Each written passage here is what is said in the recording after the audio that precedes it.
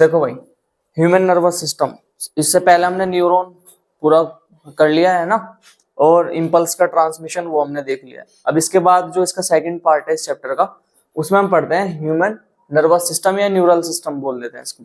ठीक है, तो ह्यूमन नर्वस सिस्टम के दो पार्ट होते हैं, एक तो सेंट्रल नर्वस सिस्टम और दूसरा होता है पेरिफेरल नर्वस सिस्टम। यानी जो नर्वस सिस्टम है ना, हमारा नर्व का जो ग्रुप है, ठीक है, कहाँ से सिग्नल लेकर आ रहा है और कहाँ पे जा रहे हैं, तो हम इसको सेंट्रल नर्वस सिस्टम और पेरिफेरल नर्वस सिस्टम दो पार्ट में डिवाइड करते हैं। सेंट्रल नर्वस सिस्टम के अंदर आता है ब्रेन और स्पाइनल कॉर्ड। ठीक है, एक तो ब्रेन पता है सबको, ठीक है। स्पाइनल कॉर्ड जो वर्टिब्रल कॉलम के बीच में रहती है, वो स्पाइनल कॉर्ड, ठीक है। उसके बाद पेरिफेरल नर्वस सिस्टम की मैं बात करूं तो उसके दो पार्ट होते हैं, सोमैटिक नर्वस सिस्टम और autonomic nervous system. Somatic nervous system जो हमारी स्केलेटल मसल को कंट्रोल करती है। कौन सी मसल को? स्केलेटल मसल को। स्केलेटल मसल कौन सी होती हैं?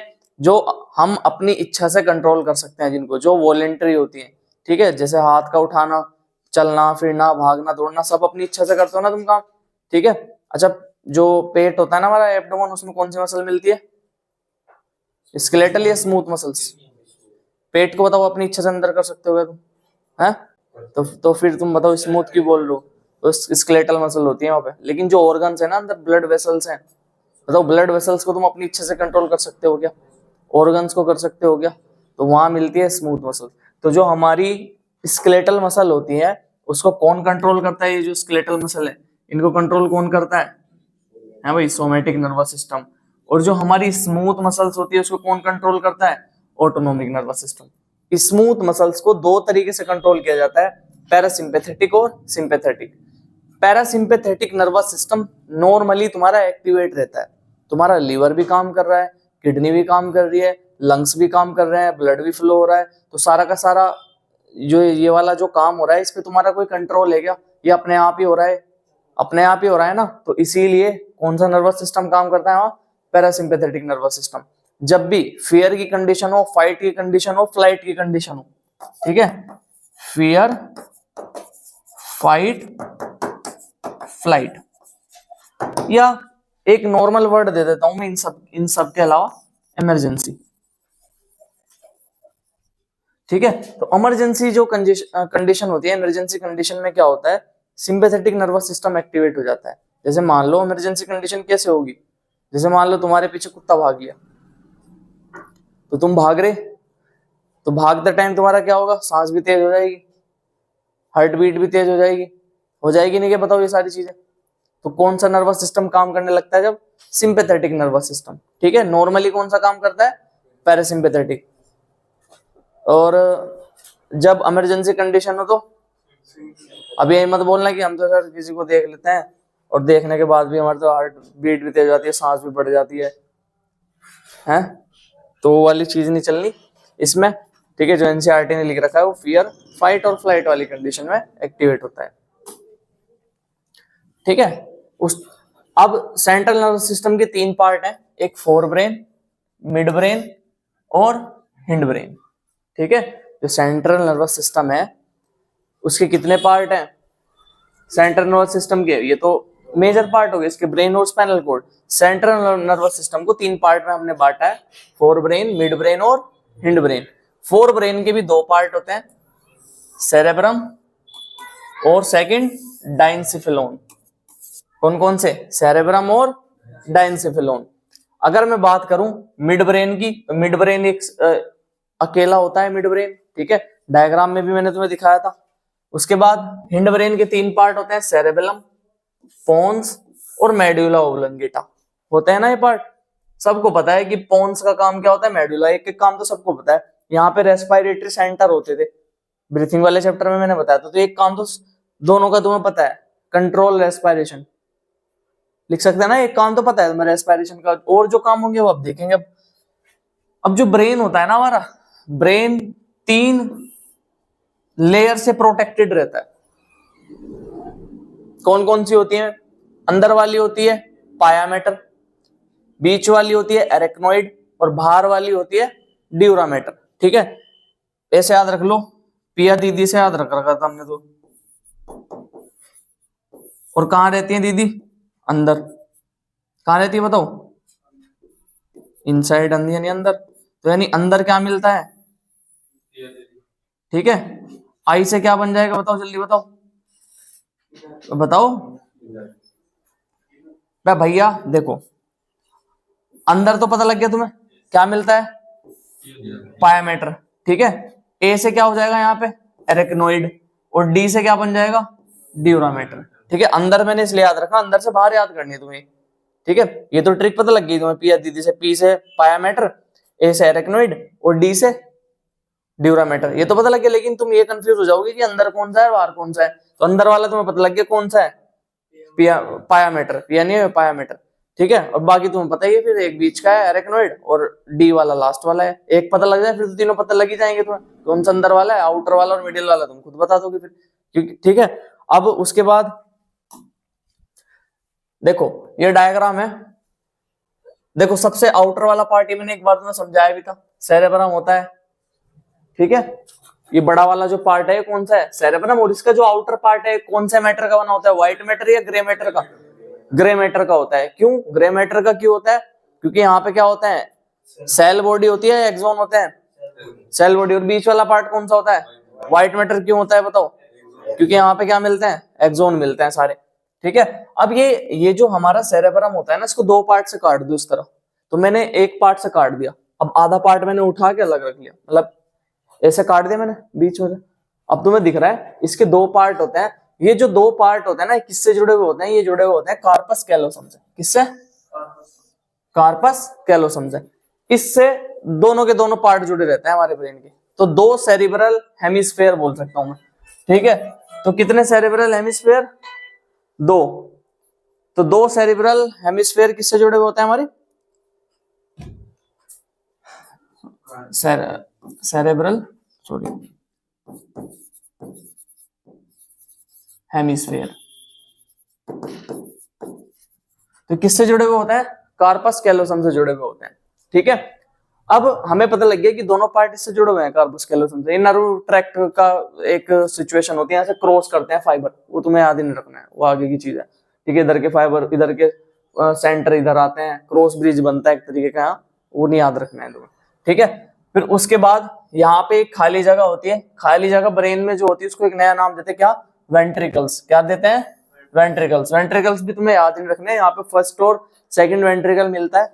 ठीक है, और उसके बाद थर्ड वेंट्रिकल मिलता है यहाँ पे। ये वेंट्रिकल याद रखने, खाली जगह होती है वेंट्रिकल, जिसके अंदर सीएसएफ भरा होता है। सीएसएफ क्या होता है? Cerebro spinal fluid. ठीक है, वो भरा होता है, तो तुम्हें वेंट्रिकल्स याद ही नहीं रखने। उसके बाद ये जो ग्रीन कलर से बना रखा है, सबसे पीछे की तरफ होती है पीनियल ग्लैंड, जिसको हम क्या बोलते हैं? एपिथैलेमस। सबसे ऊपर होता है थैलेमस। कौन सा होता है? थैलेमस। और थैलेमस के नीचे आगे की तरफ क्या होता है? हाइपोथैलेमस। ठीक है, तो इनको याद रखना, थैलेमस कहाँ है और हाइपोथैलेमस कहाँ है। ऊपर कौन है बताओ? थैलेमस। ठीक है, नीचे हाइपोथैलेमस है। उसके बाद मिड ब्रेन आता है, ठीक है, एक ही पार्ट है मिड ब्रेन का। फिर बीच में आता है पोन्स, ये पोन्स दिखाया गया है। और जो नीचे वाला व्हाइट बना रखा है ये क्या है? Medulla oblongata. यही आगे चल के स्पाइनल कॉर्ड में कंटिन्यू हो जाता है, मेडुला ओब्लोंगेटा। आया समझ में? बताओ इतना। अब एक वर्ड दिया गया है यहाँ पे, कौन सा? Brain stem. ब्रेन स्टेम किसको मिला के बोलते हैं? मिड ब्रेन को। ठीक है, दूसरा पोन्स को, और तीसरा मेडुला ओब्लोंगेटा को। इन तीनों को मिलाकर क्या बोलते हैं? Brain stem. इस पूरी की पूरी लाइन में मिड ब्रेन में, पोन्स में, मेडुला ओब्लोंगेटा में एक पाइप जैसा स्ट्रक्चर जाता है, जिसको हम बोलते हैं सेरेब्रल एक्वेडक्ट। क्या बोलते हैं? Cerebral aqueduct. पीछे की तरफ क्या होता है यहाँ पे? सेरेबेलम। सेरेबेलम का भी पार्ट होते हैं ग्रे मैटर, बाहर वाला ग्रे मैटर, अंदर वाला किसका? व्हाइट मैटर का बना हुआ होता है। ठीक है, अब एक वर्ड आता है इसमें डाइनसिफेलोन, जो अभी हमने देखा था ना भाई, फोर ब्रेन के दो पार्ट हैं, कौन कौन सा? सेरेब्रम और डाइनसिफेलोन। सेरेब्रम तुमने देख लिया, डाइनसिफेलोन, एपिथैलेमस, हाइपोथैलेमस और थैलेमस, इन तीनों को मिलाकर क्या बोलते हैं? डाइनसिफेलोन बोल देते हैं। बताओ आया क्या तुम्हें समझ में? डायग्राम आया समझ में पूरा का पूरा? उसके बाद देखो फोर ब्रेन, सबसे पहले सेरेब्रम। ठीक है, अब एक एक के बारे में हमें लिखना भी है। तो सेरेब्रम सबसे पहले तो लार्जेस्ट पार्ट है। क्या मुझे बताओ, डायग्राम से तुम्हें दिख गया था वहां, सबसे बड़ा पार्ट कौन सा है ब्रेन का? सेरेब्रम। ठीक है, सेरेब्रम में क्या होता है? इंटेलिजेंस। ठीक है, इंटेलिजेंसी भी वहीं पे, इंटेलिजेंसी का सेंटर भी वहीं पे होता है। मेमोरी यानी तुम्हारी याददाश्त का भी, उसके बाद जजमेंट का भी, न्याय देने का, लर्निंग का, सीखने का, सोचने का, ठीक है, आर्टिकुलेट स्पीच, बोलने का, सारे सेंटर कहाँ पे होते हैं तुम्हारी सेरेब्रम में होते हैं, लार्जेस्ट पार्ट होता है। इसका जो आउटर पार्ट होता है उसको बोलते हैं सेरेब्रल कॉर्टेक्स। पता ना तुम्हें आउटर पार्ट को कॉर्टेक्स बोलते हैं, जो किसका बना हुआ होता है, ग्रे मैटर का। इनर पार्ट किसका बना हुआ होता है, व्हाइट मैटर का। क्या मुझे बताओ, ये सब पहले से मैंने तुम्हें बता दिया सब। आउटर पार्ट किसका, ग्रे का, और बीच वाला पार्ट किसका, मिडिल वाला पार्ट व्हाइट मैटर का, सबसे बड़ा पार्ट है, ठीक है। ये सारी चीजें होती है यहाँ पे। इंटेलिजेंस एक ही जैसी चीज है ना सारी, इंटेलिजेंस, मेमोरी, जजमेंट है भाई, थिंकिंग, लर्निंग, तो ये सारा का सारा सेंटर कहाँ होता है तुम्हारा, सेरेब्रम में होता है, ठीक है। अब कोई ये बोल देता ना कि भाई, जैसे मान लो दो बच्चे हैं, एक इंटेलिजेंट है और एक नहीं है, बोलते कि ये तो इंटेलिजेंट है, ये नहीं है इंटेलिजेंट, समझ रहे ना, है तो दोनों के पास ही वो चीज, वो एक यूज कर रहा है, एक नहीं यूज कर रहा। आएगा समझ में। उसके बाद कंसिस्ट ऑफ, मोटर एरिया जो सेरेब्रम होता है, कंसिस्ट ऑफ, मोटर एरिया भी होता है यहाँ पे, सेंसरी एरिया भी होता है और एसोसिएशन एरिया भी होता है। तीन एरिया में मैंने इसको डिवाइड कर दिया, एरिया वाइज मैंने इसको तीन पार्ट में डिवाइड करा है, मोटर एरिया, सेंसरी एरिया और एसोसिएशन एरिया। जो मोटर एरिया होता है, मोटर एरिया की मैं अगर बात करूं तो मोटर एरिया कंट्रोल करता है वॉलेंटरी मूवमेंट्स को। किसको, वॉलेंटरी मूवमेंट। तो जितनी भी वॉलेंटरी मूवमेंट होगी उसको कौन कंट्रोल करेगा, मोटर एरिया। जितनी भी सेंस ऑर्गन के फंक्शन होंगे उनको कौन कंट्रोल करेगा, सेंसरी एरिया। सेंस ऑर्गन कौन कौन से होते हैं, आंख, नाक, कान, सेंस ही तो है। Association area responsible for memory और कम्युनिकेशन। तो मेमोरी और कम्युनिकेशन बनाने में कौन सा एरिया, एसोसिएशन एरिया, ठीक है भाई। सेरिब्रल हेमिस्फीयर दिख रहा है क्या तुम्हें, क्या बताओ ये क्या है, जल्दी बताओ मुझे नाम, जल्दी बताओ इसका नाम क्या है, जल्दी बताओ क्या नाम है, कार्पस, ठीक है। तो और कौन सा बता रहा था, सीएसएफ, सीएसएफ बता रहा। चलो डाइनसेफेलोन। अब डाइनसेफेलोन के तीन पार्ट दिखाए मैंने, कौन कौन से होते हैं जल्दी बताओ, एपिथैलेमस, थैलेमस और हाइपोथैलेमस। एनसीईआरटी ने क्या दे रखा है, सिर्फ थैलेमस और हाइपोथैलेमस। एपिथैलेमस के बारे में नहीं बताया। एपिथैलेमस का दूसरा नाम बताओ जल्दी, क्या है, पीनियल ग्लैंड, स्पाइनल ग्लैंड नहीं, स्पाइनल तो कोर्ड है। चलो, जो थैलेमस होता है उसका काम क्या होता है, वो कोऑर्डिनेटिंग सेंटर होता है, किसके लिए, सेंसरी के लिए और मोटर के लिए। सेंसरी एरिया और मोटर मैंने बता दिया, सेंसरी और मोटर मैंने बता दिया तुम्हें, ठीक है। तो उसके लिए कोऑर्डिनेटिंग सेंटर मिलता है थैलेमस के अंदर, ठीक है। जैसे तुम्हें पता, मैंने एक पिन चुभाई, ठीक है, पिन चुभाने के बाद जो सारा सिग्नल है वो कहाँ जाएगा, ब्रेन तक। कौन लेके जाएगा बताओ, थैलेमस रीजन में जाएगा। कौन लेके जाएगा, सेंसरी, और वहां से लेके कौन आएगा सिग्नल, मोटर, ठीक है। हाइपोथैलेमस की अगर मैं बात करूं, रेगुलेट्स टेम्परेचर। तो जो याद रखना, टेम्परेचर को रेगुलेट करने का काम कौन करता है बॉडी के अंदर, हाइपोथैलेमस। क्वेश्चन आया हुआ है। उसके बाद थ्रस्ट, हंगर, भूख और प्यास को कौन कंट्रोल करता है, भूख और प्यास का लगना कौन बताता है, हाइपोथैलेमस। इमोशंस कौन कंट्रोल कर रहा है तुम्हारे, हाइपोथैलेमस। स्लीप साइकिल, सोने जागने का जो साइकिल है वो कौन कंट्रोल कर रहा है, हाइपोथैलेमस। ब्लड प्रेशर कौन कंट्रोल कर रहा है, हाइपोथैलेमस। हार्ट रेट कौन कंट्रोल कर रहा है, हाइपोथैलेमस, ठीक है। तो ये सारी चीजें याद होनी चाहिए तुम्हारे। उसके बाद देखो, एक आता है लिम्बिक सिस्टम दे रखा है। तो लिम्बिक सिस्टम तीन चीजों से मिलकर बना हुआ होता है, एक तो एमिगडाला, हिप्पोकैम्पस और हाइपोथैलेमस। ये तुम्हें जस्ट लर्न करना है, ठीक है। इन तीनों को मिलाकर हम क्या बोल देते हैं, एक सिस्टम बोल देते हैं, जिसका नाम क्या है, लिम्बिक सिस्टम। इस सिस्टम का काम क्या होता है, इन तीनों को मिलाकर काम होता है, जो कॉमन काम करते हैं तीनों की तीनों मिलाकर क्या करते हैं, regulates sexual behaviour, motivations and emotions. तो ये किसको कंट्रोल करते हैं, इमोशंस, मोटिवेशंस और सेक्सुअल बिहेवियर, ठीक है। उसके बाद देखो मिड ब्रेन। तो मिड ब्रेन, चलो, तो मिड ब्रेन की अगर मैं बात करूं, ये 4 राउंड लोब से बना हुआ होता है। बताए थे ना मैंने तुम्हें, 4 राउंड लोब से बना हुआ होता है। मिड ब्रेन के कितने पार्ट होते हैं बताओ जल्दी बताओ, होता नहीं ना, पार्ट तो नहीं बताया था मैंने इसको कोई, भाई डायग्राम में मैंने तुम्हें ऐसे बताया था। ये क्या है तुम्हारा, है भाई, ये क्या है, सेरेब्रम, ये क्या है, मिड ब्रेन, ये क्या है, पोन्स, और ये क्या है, मेडुला ऑब्लोंगेटा, और पीछे क्या था, सेरेबेलम। तो ये क्या है, हमारा मिड ब्रेन था, ऐसे बताया था ना। तो मिड ब्रेन की मैं बात करूं, इसमें 4 राउंड लोब्स मिलेगी, मतलब गोल गोल तरह की पालियां मिलेंगी, लोब्स मिलेंगी, जिसको बोलेंगे हम क्या, कॉर्पोरा क्वाड्रिजिमिना। क्या बोलते हैं, कॉर्पोरा क्वाड्रिजिमिना। ठीक है, क्या काम होता है इसका, विजुअल और ऑडिटरी रिफ्लेक्सेस को कंट्रोल करता है। विजुअल यानी देखने वाले, और ऑडिटरी सुनने वाले। ठीक है, आगे देखो हिंड ब्रेन। उसके बाद हिंड ब्रेन के बताओ कितने पार्ट है, शुरू में ही मैंने बताया, सेरेबेलम, पोन्स और मेड्यूला ओब्लोंगेटा। सबसे पहले सेरेबेलम की मैं बात करूं तो इसको लिटिल सेरेब्रम बोलते हैं। क्या बोलते हैं, लिटिल सेरेब्रम, छोटा सा सेरेब्रम बोल देते हैं। डायग्राम में भी तुम्हें मतलब दिख जाएगा, वो एक बड़ा सेरेब्रम बड़ा होता है, सेरेबेलम इसके जैसा ही है ना डायग्राम में। ठीक है, और छोटा है ना उससे, तो इसलिए लिटिल सेरेब्रम बोलते हैं। कोऑर्डिनेट्स मस्कुलर एक्टिविटी, तो जो तुम्हारी मस्कुलर एक्टिविटी होती है ना उसको कंट्रोल करता है। ठीक है, और बॉडी के इक्विलिब्रियम को कंट्रोल करता है, याद रखना, वेरी इंपॉर्टेंट। मस्कुलर एक्टिविटी और किसको, बॉडी के इक्विलिब्रियम को। बॉडी का इक्विलिब्रियम क्या होता है, तुम नॉर्मल खड़े हो, चल रहे हो, फिर रहे हो, तो इक्विलिब्रियम ही था है। साइकिल चला रहे हो, इक्विलिब्रियम ही था है। सोचो तुम साइकिल कैसे चला रहे होगे, बाइक इतनी दूर चला के लेके चले जाते हो तुम, बैलेंस ही तो है एक तरीके का। तो जो हमारी बॉडी का बैलेंस है, चलने का, फिरने का, सब वॉक करने का, मतलब ठीक है, रनिंग करने का, क्लिंबिंग का, हर चीज का जो बॉडी का बैलेंस है वो कौन बना के रखता है, सेरेबेलम। जैसे ही ये अफेक्टेड किससे होता है, सेरेबेलम, ये हो जाता है अल्कोहल से।